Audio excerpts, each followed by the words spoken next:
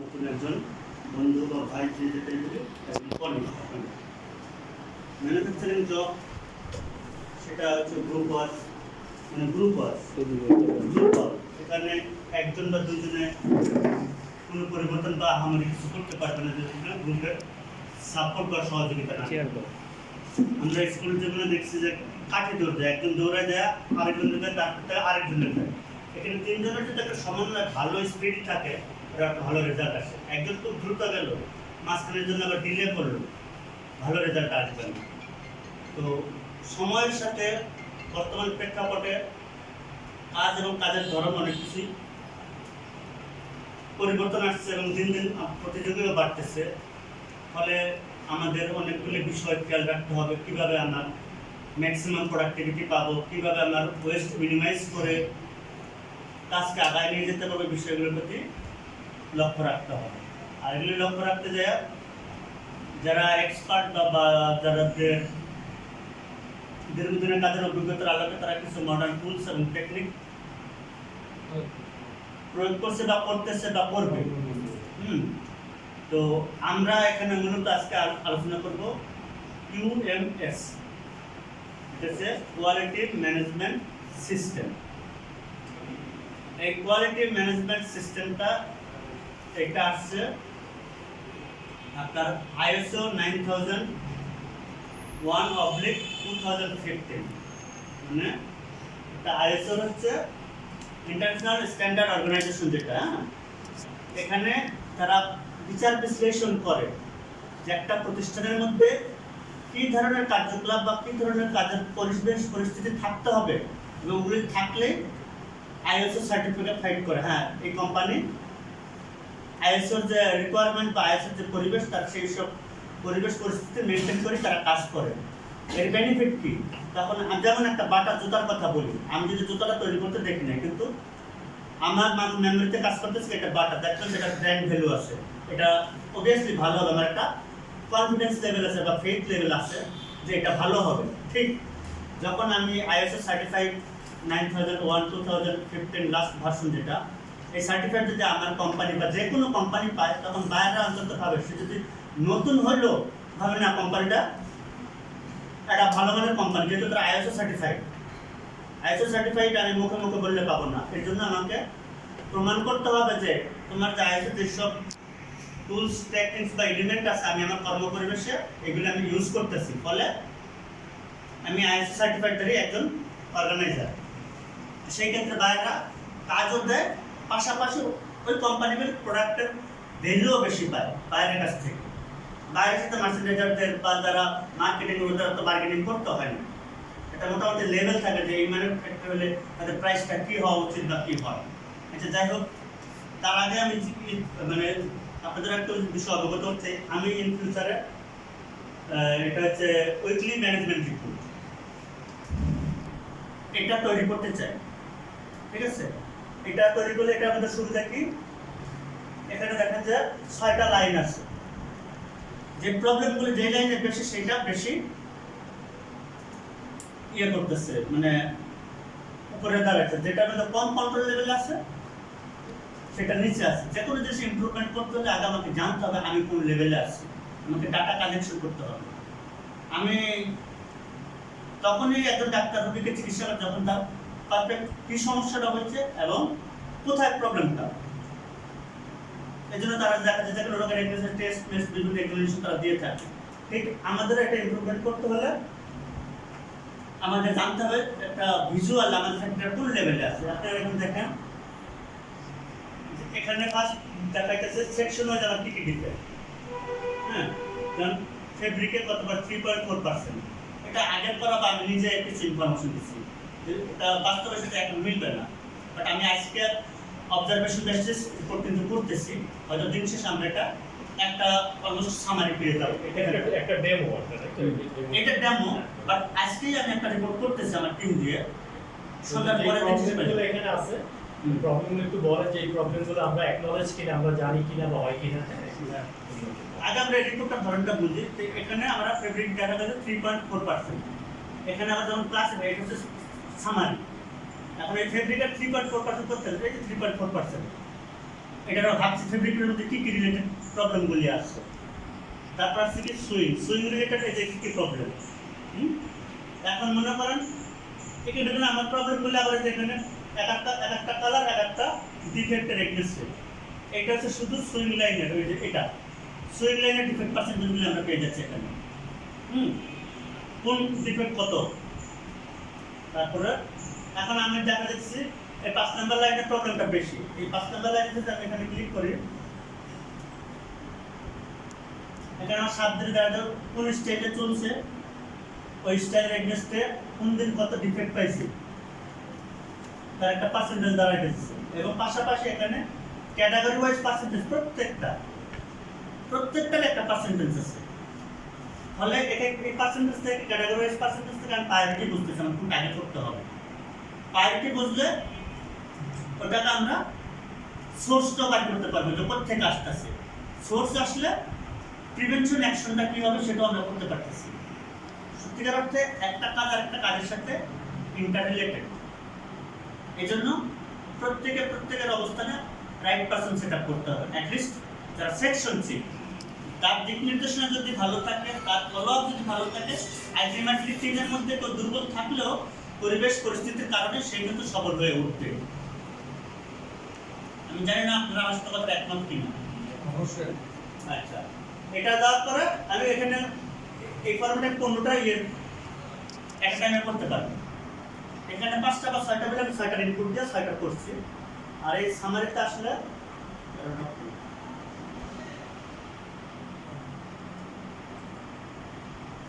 আসলে এখানে একটা আছে লাস্ট উইক, এটা আমি কম্পেয়ার করতে পারতেছি যে আমার এই সপ্তাহে হয়তো দেখা গেছে কত 4.8, লাস্ট উইক এটা কত ছিল 5.8।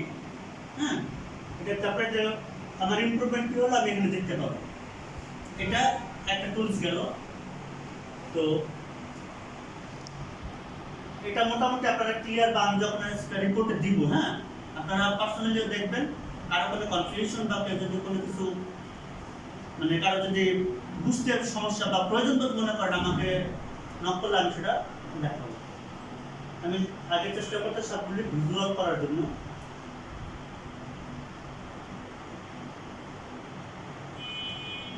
আরেকটা রিপোর্ট কি আছে এখানে,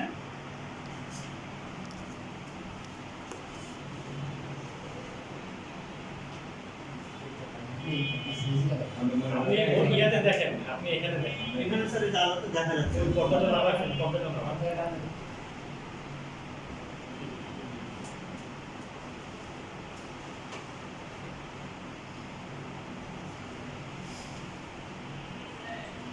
আরেকটা আমি দেখাবো সুইং লাইনে যে আমরা ইনপুট দিই, এটা প্ল্যানিং এর পার্ট। এটা আমরা এই যে এখানে আমরা কি দেখছি যে ডেট, হ্যাঁ ডেটটা মনে করেন যে একটা স্টাইল, এই স্টাইলটা আমার 19 তারিখে শুরু হবে। এখানে বায়ারের নাম এবং পার্টে কত ইয়ে হবে, কোন তারিখ কোন জায়গা 29 তারিখে শেষ হবে, 30 তারিখে কোন স্টাইলটা ঢুকতেছে ওই লাইনে বুঝতেছে। আর এই যে সেম কালারগুলো আছে এই কালার এটা সেম স্টাইল, এটা বিভিন্ন লাইনে হতেছে। এই পেপারটা যদি আমরা প্রোডাকশন ফলো আপ করি, এটার সুবিধা কি, এখান থেকে আমি বুঝতেছি আমার কোন তারিখে কোন স্টাইলটা লাইনে ঢুকবে। ফলে আমি একটা প্রিপারেশন যেখানে আমরা যদি আরটু ইমপ্রুভ হয় পাশাপাশি যদি স্কেচ বা ছবিটা দিয়ে দিই, এটা যেই সময় করা ওই সময় হয়তো এটা মাথায় ধরে নাই, এখন আমরা ছবিটা দিয়ে দিলে আমাদের জন্য আরও ইজি হবে। তো আমি বুঝতেছি যে আমার কোনটা কোন লাইনে ঢুকবে, পাশাপাশি আমার ডেইলি টার্গেট কত। এই টার্গেটটা আমি জাস্ট বুঝাতে আগে দিয়ে দিচ্ছি। ডেইলি টার্গেটটা কত হবে এবং এই স্টেজটা কোন লাইন পর্যন্ত চলবে, আমার কিউআই আমার কন্ট্রোলার যারা আমাদের স্টাফ লেভেল যারা ফলো আপ করি, এটা আমরা প্রত্যেকেই বুঝতেছি আমার প্ল্যানিংটা কি, এটা ভিজুয়াল হয়ে যাচ্ছে। হ্যাঁ, যে আমার কোন স্টাইলটা কোন তারিখে কোন লাইনে ঢুকবে, আমি যেটা জানার ফলে আমি একটা প্রিপারেশনের একটা সুযোগ পাচ্ছি। এখনকার বর্তমান প্রেক্ষাপটে অনেকেই আছে স্টাফ লেভেলের, আমি শিওর তারা জানতেছে না এই লাইন দিয়ে কোন প্রোডাকশনটা ঢুকবে। ঠিক আছে, কিন্তু আমরা যদি এইভাবে কাজটা করি এবং এটা চলতেই থাকবে, ইচ্ছা করলে আমি এটাকে বছরের পর বছর প্রত্যেকটা চলতেই থাকবে, চলতে কন্টিনিউ, আমি বুঝতে পারবো যে ইচ্ছা করলে 5 বছর আগে আমার এই লাইনে কোন স্টেজের কাজ হয়েছে আমরা পর্যায়ক্রমে বুঝতে পারবো। তো যদি প্ল্যানিং এর আছে তাই বা যারা আপনারা দেখতেছেন এই ফর্মটা যদি ভালো লাগে বা আপনারা যদি ইজি মনে করেন তাহলে আমরা এটা এই যে কি ইনপুট গেল এবং কত প্ল্যান কি ছিল, টার্গেট কি ছিল, অ্যাচিভ কি হলো, ওটা কি এই রিপোর্টে থাকতেছে নাকি শুধু ইনপুটের অংশটাই থাকবে? এটা শুধু ইনপুটটা থাকতেছে, ওটা হচ্ছে সেন্ট্রাল যে প্ল্যান থাকবে, সেন্ট্রাল প্ল্যান থেকে একটা সাব প্ল্যানে আসবে। একটা সেন্ট্রাল প্ল্যান থাকবে আমার যে আমার কত মাসিক আউটপুট থাকবে কত কি, এবং ওখান থেকে যে যেগুলি প্রায়োরিটি বেসিস মানে শিপমেন্টের প্রায়োরিটি বেসিস আমি এখানে ইনপুট দেব। আমার তো সেন্ট্রাল প্ল্যান আছে, কিন্তু ওনার যেটা লাগবে না উনি আমার একটা লাইনে মানে ফরকাস্টিং এর এক মাস কোনো দেড় মাসে কোন কোন ডেটে কোন কোন স্টাইলগুলো করবে মেনলি যে কোর্সে যেটা এটা ওটা কি আমাদের ওই রিপোর্ট ডে ওয়াইজ ওই রিপোর্টটাই না নাকি? ওই রিপোর্টটাই উনি মানে ওনারা একটা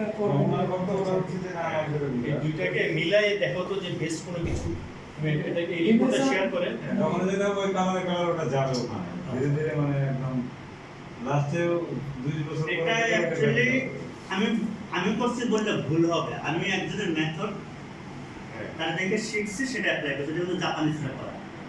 ঠিক আছে, যেহেতু এটা এখানে যারা সিনিয়র তারা হয়তো ওনার রিপোর্টটা বুঝতে পারে, কিন্তু যারা প্রোডাকশন ফলো আপ করে, আমরা যারা প্রোডাকশন সাথে রিলেটেড, আমাদের তো নিজে হওয়া উচিত কোনটা ইজি। এটাতে আমি দেখলাম আমার কোন লাইনে কোনটা ঢুকবে, কোনটা কবে যায় শেষ হবে, আমার ডেইলি বেসিস টার্গেট কত, ডেইলি থেকে আমি আবার ওয়ার্কিং টাইম যে ভাগ দিলে আওয়ারলি বেসিস ইয়ে পেয়ে যাচ্ছে। আমি আওয়ার বাই আওয়ার ক্যালকুলেট করতে আমি কোন আওয়ারের পিছিয়ে আছি, এই আওয়ারের পিছিয়ে থাকি, পরে আওয়ার আমাকে এটা ভালো দিক হচ্ছে যে এক বছর পরেও মানে বের করা যাবে যে অমুক দিনে এক বছর আগে কোন লাইনে কি প্রোডাকশন এটা ভালো হবে। এটা কি শুধু প্ল্যানটা নাকি অ্যাকচুয়ালটাও এখানে থাকছে? এটা অ্যাকচুয়ালটা করতে পারবে না, স্যার, এটা করতে এটা পারবে স্ট্যান্ডার্ড আছে টার্গেট আছে কোন ক্যারি করতে হবে 100%। এটা আমাদের একটা গুণ আমাদের হয়ে যায়। আচ্ছা, এখানে আপনি এখানে দেখেন, এই যে এখানে একটা বায়ার সীমা মোটা, ঠিক আছে, এখানে তো কোয়ান্টিটি দেওয়া আছে, এখানে যে ডেইলি বেস মনে করেন 600 পিস, হ্যাঁ 600 পিস 10 দিন কাজ করবে। এটা যদি এটা মনে করেন যে এই এটা যখন আপডেট করছে 19 তারিখ থেকে আপডেটটা শুরু হয়েছে আরো আগে, 19 তারিখ থেকে দেখা গেছে 24 তারিখে সেটা কাজটা শেষ হয়ে যাবে, 25 তারিখে এসে আবার আরেকটা কাজ ঢুকবে যেটা কোয়ান্টিটি হচ্ছে 1500 পিস। 30 সেপ্টেম্বর 25 তারিখে শেষ হয় না তখন ওটার কি ইয়েটা আছে যেটা হওয়ার কথা এই যে শেষ হওয়ার যে হলো আমরা হলুদটা এটা নিয়ে চিন্তা করব না, কেন 12টা সমস্যার আমি সমাধান বলতেছি যে হয় না 24 তারিখ পর্যন্ত এটার যে আসলে অ্যাকচুয়াল প্ল্যানটা কত ছিল, এটা কি মানে এটা কি 23 তারিখে শেষ হওয়ার ছিল নাকি 24 তারিখে শেষ হওয়ার ছিল?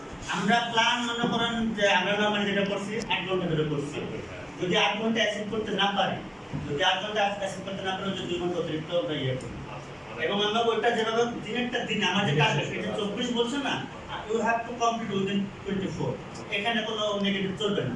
আমার যদি মানুষ বাড়াইতে হলে মানুষ বাড়াবো, যদি আমাকে টাইম বাড়াইতে হয় টাইম বাড়াবো, but have to complete within target time, এবং এটা অ্যাচিভেবল। এখন আমি যদি টার্গেটই নেই আমার 24 তারিখ, কিন্তু আমার টার্গেট ওয়াইজ আসতেছে না, আমার তো প্রথম ঘন্টা থেকেই ধরতে হবে যে আমার টার্গেট কীভাবে আসছে, ঠিক আছে, এবং টার্গেট ওইভাবেই আমি সেট আপ দিব। আচ্ছা, এটা একটা গেল, আমি কিছু রিপোর্ট ইয়ে করি। হ্যাঁ, এটা কি আপনার ক্লিয়ার? এখানে ওই যে যদি এখানে যে স্যার আমার যে সেন্ট্রাল ফান্ডে করতে পারলে হয় স্যার নিচে দেওয়া ব্যাকআপ প্ল্যান লাগবে। না সাইডলাইন বলি স্যার উনি ওদের ইন্টারভিউ রাইছে লোকেশন মানে অনলি আমার এটা লাইনের এক মাসের ক্যালকুলেট এবং স্টাইলটা কবে ঢুকবে এবং কবে শেষ হবে এই ফরকাস্টিং যেমন সেন্ট্রাল ফান্ডে অলরেডি আছে ওই থেকে ডাটা মানে জাস্ট খালি স্টাইলে তো কোয়ান্টিটি তো আমার টার্গেট তো কালারফুল করে যাতে ভিজুয়ালাইজ করা আগে কালার দিয়ে মানে ইজি আন্ডারস্ট্যান্ডিং করা। আচ্ছা, এটা আমি আপনার আমাকে প্রশ্ন কি ইনফরমেশন চান এটা আমি অ্যান্সার করব, এবং অ্যান্সার কি রিপোর্টই অ্যান্সার করব, কি চান? চাওয়ার বিষয় হলো ধরেন এটা তো ফার্স্ট প্ল্যান এটা এইভাবে যাবে, কোনো কারণে অ্যাসিড হলো না, অ্যাসিড হলো না, তাহলে তো সেকেন্ডারি একটা প্ল্যান থাকতে হবে, অল্টারনেটিভ প্ল্যান যেটা গেল। অল্টারনেটিভ প্ল্যানটা কি বল 24 তারিখে কোনোভাবেই অ্যাসিড করতে পারলাম না, আওয়ার বাড়ালাম, ম্যান পাওয়ার আমি যে এটা দিব, আমি তো এই 24 তারিখ আমার শিডিউলটা 24 তারিখ না, হয়তো আমি তো আবার 25 আমি তো আবার 25 আর একটা ইনপুটে যাচ্ছি। তাহলে তো এটা হয় আমাকে চেঞ্জ করতে হবে আর অত আদালত অল্টারনেটিভ প্ল্যান থাকে না। এটা করলে আমার মনে হয় যে আমাদের যে আরেকটা বাজেট আছে ওটি বাজেট আমাদের যেটা থাকে আর কি, এটা ঠিক রাখা যাবে না। কারণ আমি যখন এই প্ল্যান করবো যে দিনেরটা দিন আমাকে করতেই হবে, এটা যখন হয় না তখন আমি তো ডিউটি বাড়াবো, নাইট সেই অনুযায়ী ওটাও চেঞ্জ হবে, চেঞ্জ হবে, এটা স্যার বলে দিবে, সেই অনুযায়ী ওটা উনি সিদ্ধান্ত রেখে দেওয়া হবে। ওনার লজিকটা বোঝে। ধরেন আমার হচ্ছে আজকে 10,000 পিস কোয়ান্টিটি টার্গেট আছে, আমি 8 ঘন্টা প্ল্যান করছি 4 লাইনে। আমি 4 লাইনে 8,000 পিস অ্যাচিভ করতে পারতেছি না 8 ঘন্টায়, আমাকে 10 ঘন্টায় যেতে হবে। তো তারা তো বাদে ওই দিন অত ঘন্টা ওটি নাই, তাহলে সে এক্সেস করতেছে না, সেটা সে বলতেছে যে আমার তাহলে ওটি প্ল্যান তো ঠিক থাকবে না। আমি যেটা প্ল্যান করবো আমার কথাটা বুঝলেন ফার্স্ট। আমার প্ল্যানটা এমন অ্যাচিভেবল পাওয়ার প্ল্যান। আমাকে যদি বলে আকাশের চার করতে তো সম্ভব না, এটা অ্যাচিভ করার মতো। তারপরও তো আমার 2 ঘন্টা অ্যাক্সেস থাকছে, তারপর আমি ম্যান পাওয়ার প্লাস মাইনাস করতে পারতেছি। মানে আমি ফার্স্টে যদি প্রাইমারি যদি আমার চিন্তা থাকে, এটা আমি অ্যাচিভ করতে পারবো না। হ্যাঁ, আমি করতে পারবো এরকম মনোবল আমাকে সেট আপ করতে হবে। করার জন্য আমাকে কি করতে হবে সেটা আমাকে প্ল্যান করতে হবে। হ্যাঁ, ঠিক আছে। মানুষ করতেছে, এটা কাজ আকাশ থেকে আইনে দেয় না। যেমন প্ল্যান একটা অর্গানাইজেশন করছে, তারা করতেছে। করতেছে, ওটার বিষয়টা হচ্ছে যে আমি যেটা প্ল্যান করব, প্ল্যান করব কেন? অ্যাচিভ করার জন্য।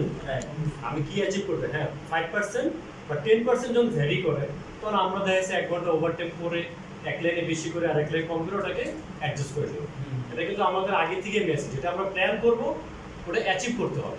এই জন্য হচ্ছে প্ল্যান। জাপানিজদের সাথে আমি কাজ করছি, ওদের যে প্ল্যান থাকে, আপনি যেটা বললেন যে 5% ওদের এরকম কোনো পার্সেন্ট না না, বলতেছি যে ওদের কাছে এটা স্যার এমনি আমরা ঠিক আছে, ভাবি। কারণ আমার আরেক টপিক আছে, কারণ আমরা এটা নিয়ে ভাবি। না, সেটাই আমি এই মেসেজটা থেকে বলি, যেটা হচ্ছে আমরা যে প্ল্যান যেটা করব, যদি মাথায় থাকে প্ল্যান অ্যাচিভ হবে না, তাহলে কিন্তু এটা ভালো প্ল্যান হবে। প্ল্যানটাকে ওইভাবেই প্ল্যান করতে হবে যাতে এটা অ্যাচিভ করতে পারে। হবে না ওই চিন্তা প্ল্যানটা ওভাবে করলে তাহলে ঠিক আছে। ঠিক আছে, গো অ্যাহেড। পরবর্তী আমি আরেকটা একটা রিপোর্ট দেখাচ্ছি, আমার সময়টা একটু বেশি নেওয়া উচিত ছিল। আচ্ছা, এখানে আমার 3টা রিপোর্ট আছে। সবাই কিন্তু 1:50 পর্যন্ত, ঠিক আছে, ঠিক আছে। Fabric 30 printing. আচ্ছা, এটা জাপানিজ দেখেন, জাপানি ল্যাঙ্গুয়েজও আছে না। ওরা যেভাবে করছে এই ফরম্যাটটা যদি আমি ইউজ করি, আমার রিজেকশন পার্সেন্টেজ কত অ্যাকচুয়াল ফিগার বের হয়ে যাবে। যাতে আমার শর্টেজটা রিকভারি করার জন্য অ্যাকচুয়াল কোয়ান্টিটির উপরেই ব্যস্ত হয়ে যাবে। কিন্তু এখন যে ফেব্রিক ইন্সপেকশন 4.0 এটা গতানুগতিক, এবং ওতে কিন্তু আমরা 100% বলতে পারবো না আমার রিজেকশন পার্সেন্টেজটা কত বা ওয়েস্টেজ পার্সেন্টেজটা কত, বা আমি যে রিঅর্ডার করবো বা রিপ্রসেস করবো কতটুকু করবো অ্যাকচুয়ালটা জানা যায় না, এখানে জানা যাবে। যাই হোক, ওটাই আমি পরে ম্যানেজমেন্ট বা সিনিয়র যারা আছে তাদের সাথে আমরা ডিসকাশন করা, যদি সুইটেবল মনে করে তাহলে আমরা সেটাই হবে। মানে পার্টনার সেটারও দিয়ে দেওয়া, এখানেও পার্সেন্টেজটা বেড়ে যাবে। এটাও মনে করেন যে চলতেই থাকবে, কোনো শেষ হবে না। এখানে ফর্মুলা দেওয়া আছে, আমি জাস্ট ইনপুট দিই। এগুলি প্রাইমারি স্টেজে একটু কঠিন হতে পারে, বাট যখন সিস্টেমটা বুঝে ফেলাবে খুবই খুবই ভালো লাগবে। জাস্ট ইনপুট দেওয়া, আর কিছু না। অটো আমার ক্যালকুলেশন বের হয়ে আসবে, অটো সব কিছু হয়ে যাবে, আমার ব্যাক অ্যান্ড ফ্রন্ট সব কিছু আমি এখানে বুঝতে পারবো। এটা গেল। এখন আমাদের মূল যে টপিকটা ইউএমএস সিস্টেম আমরা কাজ করবো, যেটা একটার সাথে রিলেটেড।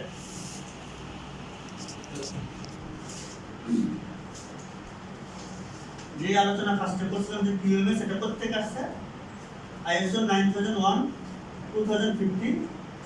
আইএসওর বিভিন্নগুলি সিরিজ আছে, যেমন 14000, এটা হচ্ছে এনভায়রনমেন্টাল পলিসি নিয়ে যত দিক নির্দেশনা বা প্যারামিটার দেওয়া আছে, কিন্তু কোয়ালিটি না আছে 9001। এই 9001 এর যে ইয়েগুলি আছে আমরা চেষ্টা করব তাদের এগুলি মাইনা যদি আমরা কাজ রাখছি, এটা আমরাই মূল বেনিফিট, এটা আমরাই। তারা অ্যানালাইসিস করে দিচ্ছে যে তোমরা এই প্রসেসগুলিতে কাজ করলে তোমাদের ওয়েস্টেজ পার্সেন্টেজ কমবে, অ্যাজ ওয়েল এজ এটার প্রোডাক্টিভিটি বাড়বে। হ্যাঁ, এখানে আইএসওর কিছু ইয়ে আছে, প্রিন্সিপাল আছে, বা আইএসওর কিছু ধরন আছে, যার মধ্যে আছে ফার্স্ট এই প্রিন্সিপাল আছে 7টা প্রিন্সিপাল। এই প্রিন্সিপাল কাস্টমার ফোকাস। কাস্টমার ফোকাসে আমাকে দেখতে হবে কাস্টমার যে একটা স্যাটিসফ্যাকশন বা কাস্টমার কি চায়, এগুলিকে প্রায়োরিটি দিতে হবে। তারপরে লিডারশিপের মধ্যে এখানে মানে having a unified direction or mission conference from strong leadership is essential to ensure that everyone in the organization leadership that এটা মানে বুঝাইতেছে যে অর্গানাইজেশন যারা প্রত্যেকের একটা ইনভলভমেন্ট বা ওই কাজ করার মন মানসিকতা আগ্রহ থাকতে হবে, যেটা কোনো একটা টিম বা কোনো একজন ব্যক্তি দ্বারা এককভাবে সম্ভব নয়। যেটা এঙ্গেজমেন্ট অফ পিপল, এটাও সেই অনেক অলমোস্ট সেম। এরপরে প্রসেস অ্যাপ্রোচ,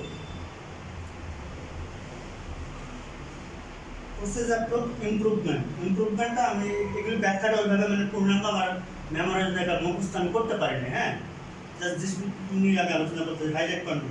ইমপ্রুভমেন্টটা কি? ইমপ্রুভমেন্ট আমার কন্টিনিউয়াস বেসিস বিভিন্ন অবজারভেশনের মাধ্যমে কি ইমপ্রুভমেন্ট হচ্ছে। একটা গ্রাফ আগের ইয়েটা কি আছে? Process approach, that is understanding activities as processes that lead. Process approve ইয়েটা হচ্ছে যেটা আমি বলি আর কি, প্রত্যেকটা প্রসেসকে অ্যাপ্রুভ করে রাখা, এসওপিটা। যেমন দেখা যাচ্ছে এই ফেব্রিকের স্যাম্পলের প্রসেসটা কী হবে, কে আসবে, কাকে দিবে, সে কী হইতে করবে। কারণ আমাকে যদি বলা থাকে যে আমি প্রতিদিন একবার আমাকে উত্তরা যেতে হতে, কী হইতে যাব, এখান থেকে রিক্সা যাবো, ওখান থেকে বাসে যাব, তো ওই ওয়েটা আমাদেরকে ক্লিয়ার থাকবে, ক্লিয়ার থাকবে।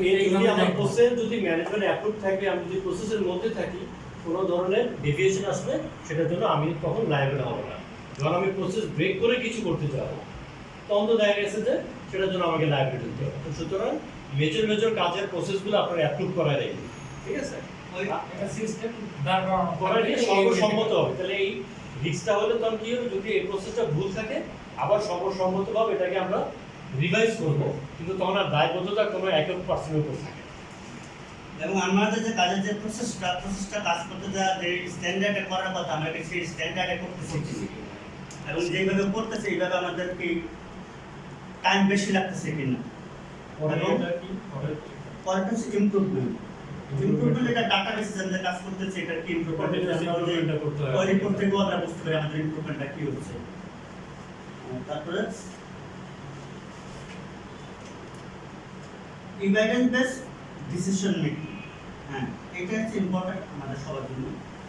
আমি যে ডিসিশনটা দেবো এটা যেন একটা এভিডেন্স বেসিস হয়, আমার কাজের সপক্ষে যেন যুক্তি থাকে বা প্রমাণ থাকে যে আমি এটার উপর বেসিস করে এই সিদ্ধান্তে আসছি।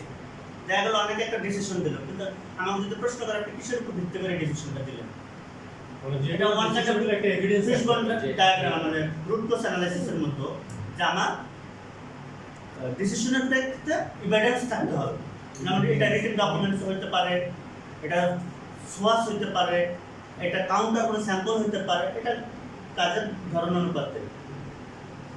লাস্ট হচ্ছে রিলেশনশিপ ম্যানেজমেন্ট, যেটা টিমওয়ার্ক হিসাবে প্রত্যেকের সাথে একটা গুড রিলেশনশিপের মাধ্যমে এখানে কাউকে আন্ডারস্ট্যান্ড করাটাই প্রত্যেকেরই প্রয়োজন আছে, এটা মনে করা কাজকে আগায় নেওয়া যায়।